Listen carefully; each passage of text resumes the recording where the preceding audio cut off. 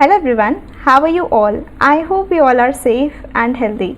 So in this video we are going to cover up case scenario number 11 and 12. In case you have not seen the previous videos, please check out the description box below. I've given the link over there. Also, before starting with the law series, we did audit series, and in that we have covered all the 100 MCQs and 30 case scenarios of audit. So if you want to see those videos, the link is in the description box below. Okay, so let's begin with case scenario number 11 first. Okay, let's begin.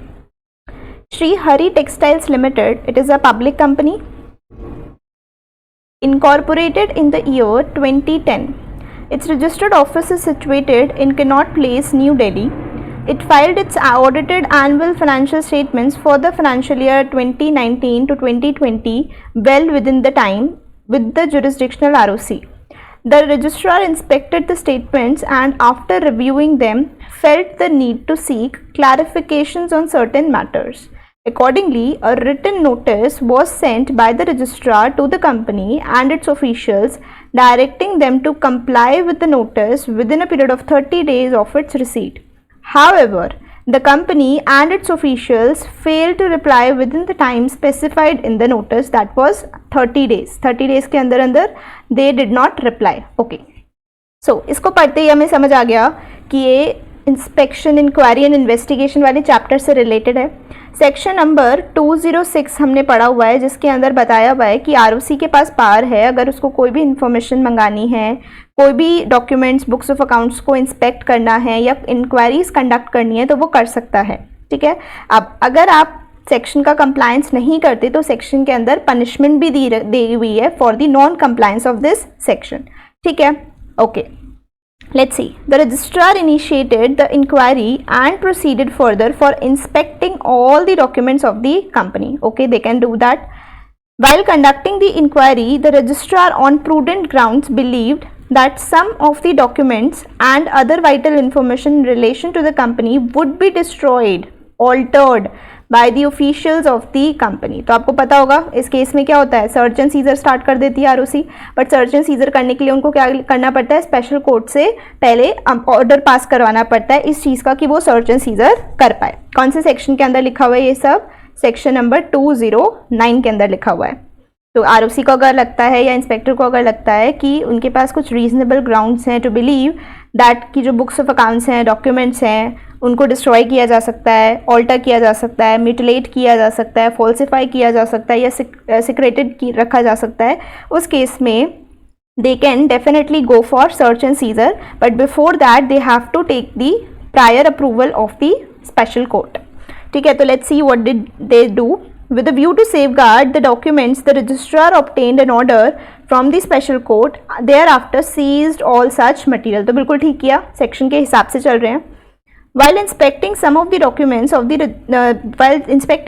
documents, the registrar came to know that the board of directors had passed a resolution in the board meeting held on 10th of April 2019 and thereby increased the remuneration payable to the directors, including 2 whole-time directors and managing directors, to 12% of the net profits of the company, which was a sharp increase of 5% from the preceding financial year. तो यहाँ पर वो आपको directors module पर ले गए. Section number 197, इसके अंदर आप अगर आपको याद है तो हमने स्केड्यूल 5 पढ़ा हुआ है. स्केड्यूल 5 में सेक्शन 1 पार्ट 2 क्या कहता है, अगर कंपनी के अंदर कंपनी के पास प्रॉफिट्स हैं, ठीक है, कंपनी प्रॉफिट्स अर्न कर रही है, प्रॉफिट मेकिंग कंपनी है, तो जो उनकी ओवरऑल लिमिट होती है टू पे दी रेम्यूनरेशन वो होती है 11%. बट अगर आप इस लिमिट को एक्सीड करना चाहते हो तो definitely you can do that. इसके लिए आपको जनरल मीटिंग का रेजोल्यूशन लगेगा, दैट इज एन अप्रूवल और authorization is required from the general meeting. And also you have to comply with the section 5, section 5, schedule 5. इसका compliance भी आपको साथ साथ करना पड़ेगा and उसके according if you want you can exceed this limit of 11%, there is no problem. ठीक है. बट यहाँ पर उन्होंने अगर देखें तो उन्होंने बोर्ड मीटिंग के अंदर रेजोल्यूशन पास किया है. तो क्या बोर्ड मीटिंग के अंदर रेजोल्यूशन पास करने से काम चल जाएगा? नो. उनको क्या करना चाहिए था, उनको जनरल मीटिंग का अप्रूवल रिक्वायर्ड था, ऑथराइजेशन रिक्वायर्ड था. तो यहाँ पर थोड़ी सी गड़बड़ हो गई. Okay. Next, let's move further. Prior to the inquiry, 2 directors of the company, namely Mr. X and Mr. D, got retired. Inquiry start होने से पहले ही 2 डायरेक्टर्स रिटायर हो गए थे. The registrar found from the inspection of the documents that they were involved in certain dealings which included selling of assets of the company. On the basis of such information gathered from the inspected documents, the registrar sought some clarifications from the both of them regarding the dubious transactions. However, both Mr. X and D refused to appear before him, showing their non-availability in the town, and also represented through a common representative that they were no more a part of the board of directors of Sri Hari Textiles Limited. तो क्या ये दोनों बंदे ठीक बोल रहे हैं? No. Section 206 कहता है there is a duty of past officer to cooperate with the ROC the inspectors. अगर कोई भी इंफॉर्मेशन आरओसी मांगती है तो उनको वो प्रोवाइड करवानी पड़ेगी to the best of their knowledge. ऐसा लिखा हुआ है सेक्शन के अंदर. चलो, after the completion of inspection and inquiry the registrar submitted a written report to the central government. ऐसा कौन सा सेक्शन बोलता है? ऐसा सेक्शन 208 बोलता है कि जो भी इंस्पेक्टर है या फिर आरओसी है वो इंस्पेक्शन इंक्वायरी करने के बाद अपनी रिपोर्ट को किसको सबमिट करेंगे? सेंट्रल गवर्नमेंट को सबमिट करेंगे. और साथ ही साथ अगर उनको कोई भी रिकमेंडेशन देनी है whether further investigation is necessary और not, they can give their recommendations also as per this section. ठीक है, कोई प्रॉब्लम वाली बात नहीं है. अब सीजी क्या कर सकता है? सीजी इन्वेस्टिगेशन ऑर्डर कर सकता है. या तो इन्वेस्टिगेशन ऑर्डर कर सकता है सेक्शन 210 में, जिसके अंदर इंस्पेक्टर्स को बोलेगा कि जाकर इन्वेस्टिगेट करो, या वो सेक्शन 212 में इन्वेस्टिगेशन करवा सकता है. दैट इज एसएफआईओ को ऑथराइज कर सकता है टू डू दी इन्वेस्टिगेशन. कुछ भी कर सकता है, सीजी की मर्जी है. वो चेक करेगा कि report on the basis of information which he has received. अब सेक्शन 210 क्या बोलता है कि अगर आरओसी की या इंस्पेक्टर की जो रिपोर्ट आई है सेक्शन 208 के अंदर, उसके बेसिस पर सेंट्रल गवर्नमेंट को लगता है कि उसको इन्वेस्टिगेशन करवाना चाहिए तो वो करवा सकता है. या फिर कंपनी ने स्पेशल रेजोल्यूशन पास किया था तो भी करवा सकता है. या सीजी को लगता है कि it is in public interest investigation करवाना चाहिए तो भी करवा सकता है. Excuse me. या फिर कोर्ट या ट्रिब्यूनल का ऑर्डर है तो उस केस में सेंट्रल गवर्नमेंट को मैंडेटरली इन्वेस्टिगेशन करवाना ही पड़ता है by the inspectors. This is as per what? This is as per section number 210. लेकिन अगर मैं वहीं सेक्शन 212 की बात करूँ तो इसमें भी सिमिलर पॉइंट्स हैं. इसमें जो फर्स्ट 3 पॉइंट्स थे ना, फर्स्ट 3 पॉइंट्स कौन से?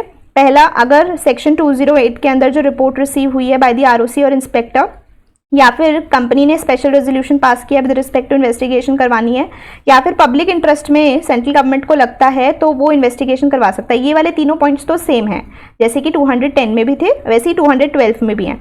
बट इसमें एक पॉइंट अलग है इन कंपैरिजन विद सेक्शन 210. क्या पॉइंट है कि उसमें 210 में लिखा था कि अगर ट्रिब्यूनल या कोर्ट का कोई ऑर्डर है तो उस केस में मैंडेटरली इन्वेस्टिगेशन करवाना पड़ता था as per section number 210 CG को. पर अगर सेक्शन 212 की बात करूँ तो यहाँ पर पॉइंट चौथा वाला क्या है? On the request from any central government और स्टेट गवर्नमेंट डिपार्टमेंट. तो यहाँ पर रिक्वेस्ट बोला है. अगर वो लोग रिक्वेस्ट करते हैं तो सेंट्रल गवर्नमेंट चाहे तो इन्वेस्टिगेशन ऑर्डर कर सकता है अंडर सेक्शन 212. कौन करेगा इन्वेस्टिगेशन? एसएफआईओ करेगा. अब एसएफआईओ भी क्या कर सकता है? एसएफआईओ खुद ना करके कुछ अपना काम बेसिकली असाइन कर सकता है. असाइन किसको कर सकता है? इंस्पेक्टर्स को काम असाइन कर सकता है. इंस्पेक्टर्स को असाइन करने के लिए who is authorized, the director of SFIO can assign the work to the inspectors.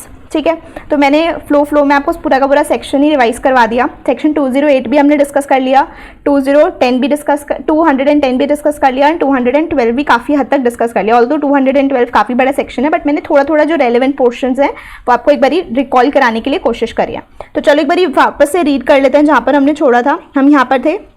After the completion of inspection and inquiry, the registrar submitted a written report to the central government in respect of his findings. Okay. Against the company. The reports mentioned that there were major discrepancies in the assets and liabilities as well as profit and loss statement filed by the company. Okay. On receipt of the report from the registrar, the central government considered it necessary to investigate into the affairs. अभी investigation कौन से section में करवा सकता है? Section 210 में भी करवा सकता है और 212 के हिसाब से भी करवा सकता है. So इधर उन्होंने क्या किया? It considered necessary to investigate into the affairs of the company by the serious fraud investigation officer. तो सेक्शन 212 के अकॉर्डिंग करवा रहा है. Accordingly, by an order, SFIO was directed to conduct the investigation of Sri Hari Textiles Limited and submit its report within the stipulated time. ठीक है. As instructed by the central government, SFIO authorized some of its inspectors to investigate the affairs of the company. Okay ये भी देखो, ये मैंने आपको बताया था ना कि director of the SFIO can assign the work to the inspectors, तो यहाँ पर बिल्कुल ठीक हुआ है. The team deputed by the SFIO included experts in the field of cost accounting, financial accounting, taxation, law, forensic auditing, etc. While inspecting the company, the team of SFIO came to know that the income tax authorities had already initiated the investigation against Sri Hari Textiles Limited. तो यहाँ पर भी आपको section 212 के provisions याद आ रहे होंगे, जिसमें लिखा हुआ था कि अगर इन्वेस्टिगेशन ऑलरेडी इनिशिएट हो जाती है तो वो फर्दर प्रोसीड नहीं कर सकती. It will have to stop for the time being and all the documents which are there with the income tax authorities, they will have to share the documents information with the SFIO. And once the investigation by the SFIO is complete, the SFIO can share the information gathered during the investigation with the income tax authorities as well. ऐसा section के अंदर लिखा हुआ था. पहले तो अगर कोई इन्वेस्टिगेशन इनिशिएट नहीं हुई होती तो उस पर्टिकुलर केस में क्या होता, वो स्टार्ट भी नहीं कर सकते थे. बट सिंस यहाँ पर ऑलरेडी इनिशिएट हो चुकी थी तो इस केस में वो थोड़े टाइम के लिए रुक जाएगी. ठीक है, चलो हमने साथ साथ प्रोविजंस को भी रिकॉल करने की कोशिश करी है along with the case scenario. अब हम क्वेश्चंस अटेम्प्ट करते हैं. Shri Hari Textiles Limited and its officials failed to submit any reply to the written notice issued by the registrar within the time specified in the notice. How much fine can be imposed for such failure. तो section 206 के हिसाब से fine क्या है, up to 1 lakh rupees, और अगर continuing default होता है तो ₹500 पर डे. तो यहाँ पर देखते हैं कौन सा ऑप्शन है. The company and every defaulting officer shall be punishable with a fine up to ₹1 lakh and in case of continuing failure with an additional fine up to 500 for every day after the first during which the failure continue. सही लग रहा है अभी तक. फिर भी बाकी के देख लेते हैं. 150 गलत हो गया, अप टू 1 लाख ठीक है. In case of continuing failure with an additional fine up to, ये गलत हो गया ना, 500 पर डे था. चौथा ऑप्शन क्या है, 2 लाख. तो ये भी आपका गलत ऑप्शन दे रखा है. ठीक है, करेक्ट ऑप्शन क्या हो जाएगा, ए. तो देखो फाइन्स पेनल्टीज वैसे तो याद नहीं होती, बट इन MCQs के थ्रू ही हम थोड़ी थोड़ी कोशिश कर लेते हैं कि कुछ हमें फाइन्स पेनल्टी अगर याद हो पा रही हैं तो हम उनको याद कर लेते हैं कि for the purpose of MCQs अगर हमसे उन्होंने पूछी तो हम 1-2 आंसर कर पाएँ. अदरवाइज सारी की सारी पेनल्टीज और फाइन्स देखो याद करना प्रैक्टिकली ह्यूमनली पॉसिबल नहीं है. तो आई वोंट से कि आपको ये याद होनी चाहिए या आप कैसे भी करके याद करो. इट्स नॉट लाइक दैट, हो ही नहीं सकती, इट्स नॉट पॉसिबल. बट हाँ, जितनी थोड़ी थोड़ी करके याद हो रही है हम उसको याद करने की कोशिश करते हैं. ठीक है, चलो let's move on to the next question. Question number 2. From the case scenario, it is observed that the registrar seized certain important documents in the course of inquiry. बिल्कुल ठीक है. After inspection what procedure is to be followed pertaining to such documents. देखो जब आपने seize कर लिया ना, तो सीज करने के बाद आप उसको मैक्सिमम टू मैक्सिमम 180 डेज तक रिटेन कर सकते हो. एंड इसमें एक्सटेंशन भी पॉसिबल होता है 180 डेज का, बट वो आपको उसके लिए ऑर्डर पास करवाना पड़ता है इन राइटिंग. पर वैसे प्राइम फेसी देखें तो 180 डेज का टाइम होता है. फिर आपको इसको रिटर्न करना होता है कंपनी को. ऑब्वियसली बात है ना, अपने पास थोड़ी ना रखना हमेशा के लिए. कंपनी को वापस करोगे. कंपनी को वापस करते time there is an option या देयर इज़ अ चॉइस. आप चाहे तो उन डॉक्यूमेंट्स की कॉपीज़ निकाल सकते हो, कुछ एक्सट्रैक्ट्स ले सकते हो. आप चाहे तो उस पर कुछ आइडेंटिफिकेशन मार्क्स भी लगा सकते हो. ठीक है, ये सब आपको अलाउड है. ठीक है, एज पर सेक्शन. तो कोई प्रॉब्लम वाली बात नहीं है, सब कर सकते हो. तो let's see, the registrar is required to submit such documents in the special court. No, special court को नहीं, कंपनी को देना होता है. The registrar is required to forward all such documents along with inquiry report to the central government. No, the registrar is required to return such documents back to the company after making, if considered necessary, the copies of them. ठीक है, choice होती है, मर्जी नहीं है हमारे पास, मर्जी है हमारी कि अगर हमें कोई कॉपीज बनाने की जरूरत लग रही है तो हम ले लेंगे. The registrar is required to retain such documents, excuse me, until further instruction is received. No, ऐसा कुछ नहीं है, टाइम लिमिट है 180 डेज का. ठीक है, चलो next question. What is the requisite? What happened? Okay. What is the requisite requirement for increasing the remuneration of directors, including the WTD manager, to 12% so that it shall be in accordance with the relevant provisions of Companies Act? तो requisite requirement कुछ नहीं है, general meeting का authorisation चाहिए, plus आपको Schedule 5 का ध्यान रखना पड़ेगा. उसके बाहर जाके आप कुछ भी नहीं कर सकते. So board resolution increasing the remuneration to 12% needs to be authorized at the general meeting and thereafter duly sanctioned by ROC. नहीं, ये लाइन ठीक थी, ये चीज़ गलत हो गई. Board resolution increasing the remuneration to 12% needs to be authorized at the general meeting and thereafter duly sanctioned by the tribunal. line. First line ठीक थी, second line गलत है. Board resolution increasing the remuneration to 12% needs to be authorized at the general meeting. बिल्कुल ठीक. Subject to the Schedule 5. बिल्कुल ठीक लिखा हुआ है. Let's see आगे.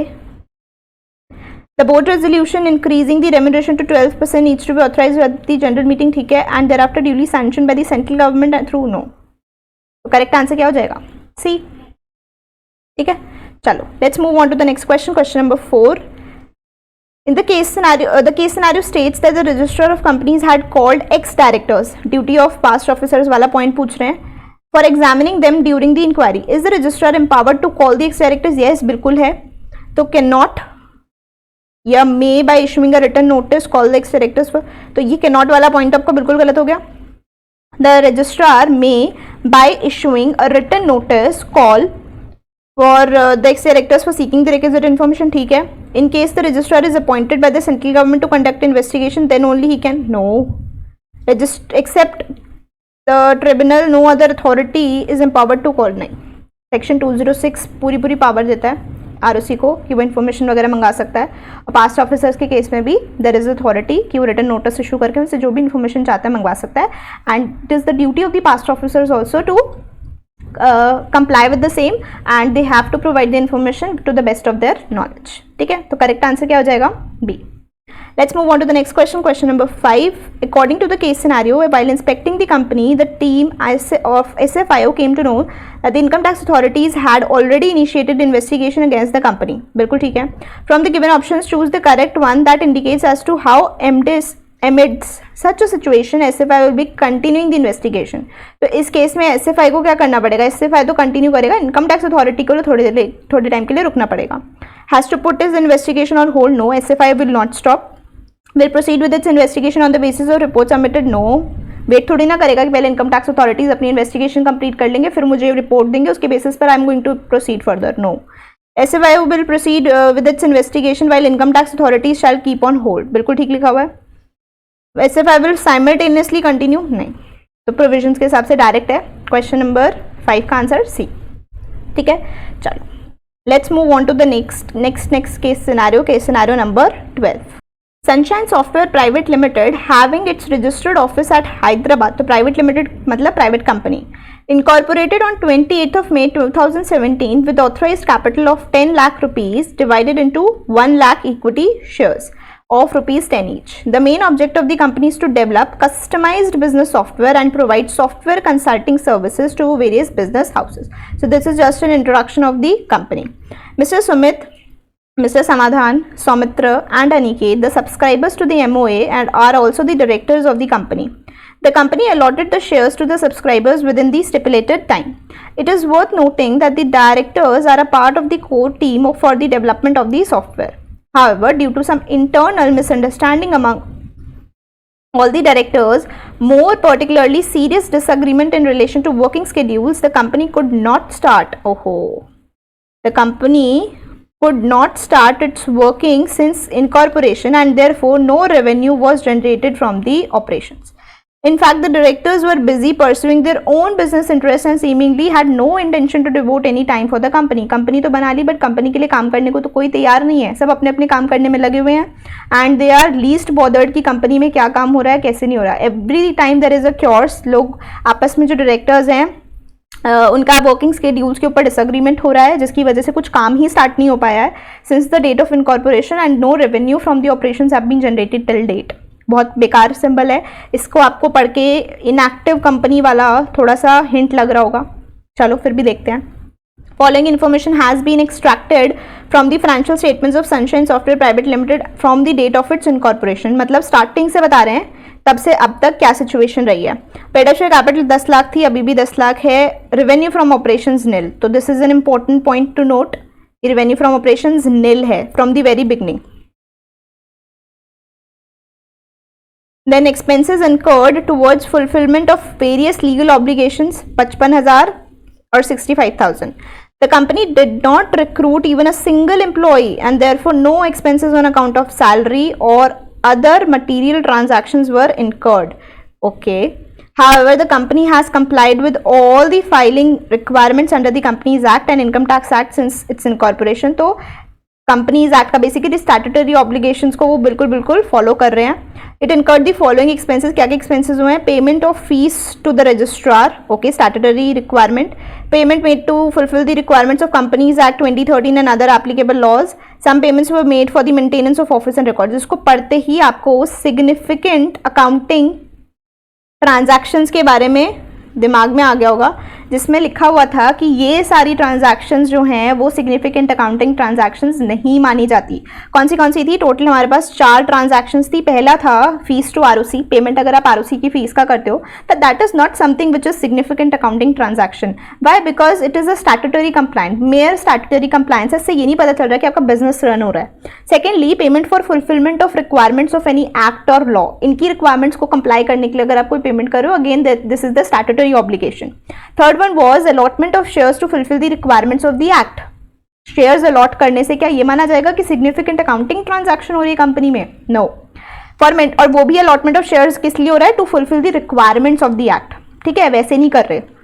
Next one was for maintenance of the records of office and records. Basically maintain कर रहे हैं आपको ऑफिस मेंटेनेंस के लिए जो मामूली सा खर्चा हो रहा है वो उसकी पेमेंट्स कर रहे हो. तो क्या ये सिग्निफिकेंट अकाउंटिंग ट्रांजैक्शन है? क्या ये बिजनेस रन करने के लिए हो रहा है? नहीं, ये तो सिर्फ कंपनी को जिंदा रखने के लिए आप कर रहे हो कि हाँ ठीक है, कंपनी खड़ी हुई है, कंपनी रजिस्टर्ड है, बस चल रही है, आप इसमें कुछ काम ही नहीं कर रहे. तो ये क्या है?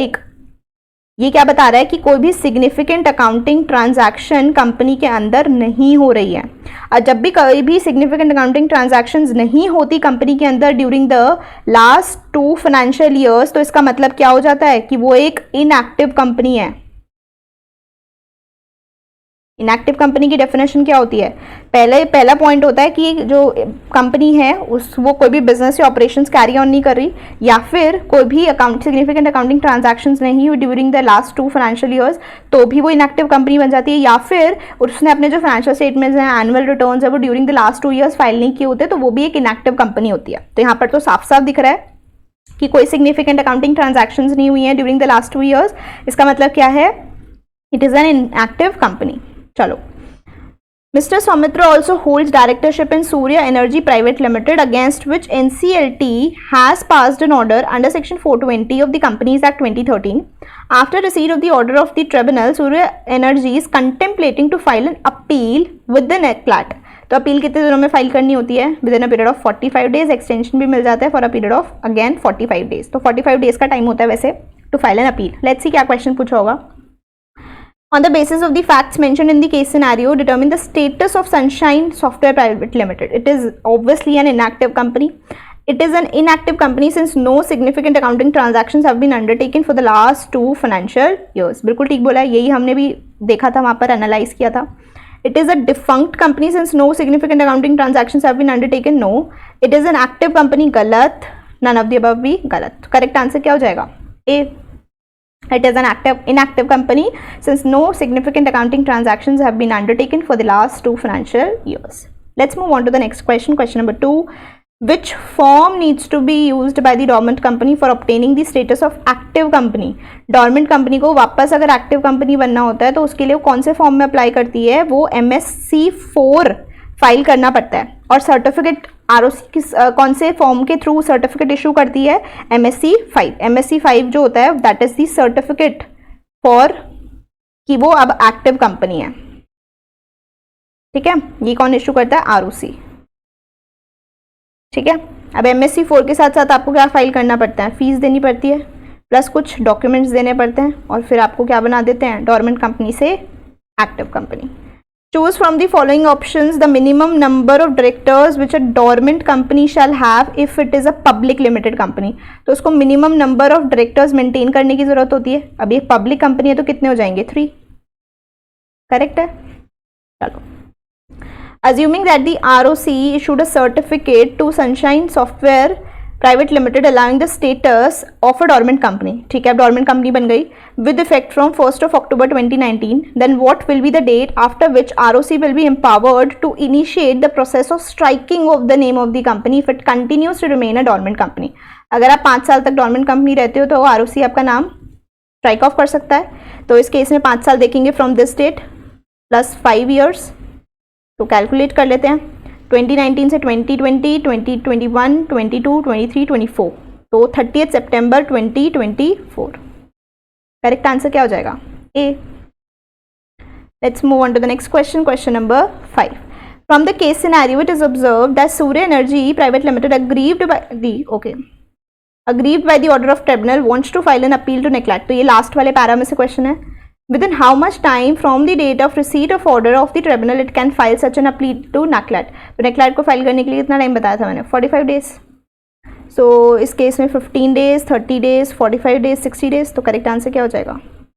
Surya Energy Private Limited can file an appeal with the NACLAT within a period of 45 days from the end of receipt of the order of tribunal. Correct answer क्या हो जाएगा? C. Okay, so we have completed all the 2 case studies. That was the target of this video. And if you like this, please like कर दो, share कर दो अपने friends के साथ, जिससे कि वो भी इन videos को use कर पाएँ. And subscribe to the channel in case you haven't done it already. So that's all for today, guys. Thank you so much for watching this video. I'll see you in the next video. Till then, stay safe, stay healthy, and always be happy. Bye bye.